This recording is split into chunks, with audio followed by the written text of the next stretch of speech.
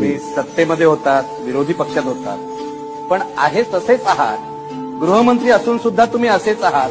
काही फरक झालेला नाही. याचं रहस्य काय आहे? मी आहे तसाच राहिलो म्हणून तर इथं आहे.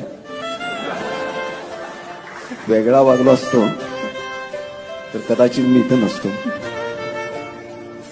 पण मला सांगायला हवं की माझ्यासारखा एका छोट्या खेड्यातला महाराष्ट्र शासनाच्या रोजगार हमी योजनेमध्ये काम करून आपलं एलईडी पर्यंत शिक्षण पूर्ण केलेला, फार झालं तर पंचायत समितीपर्यंत मजल मारू शकणारा एक कार्यकर्ता, पण आदरणीय पवार साहेबांच्यामुळं, माझ्या पक्षामुळं मी प्रदीर्घ काळ महाराष्ट्राचा गृहमंत्री आहे, उपमुख्यमंत्री होतो, माझ्या पक्षाचा अध्यक्ष होतो.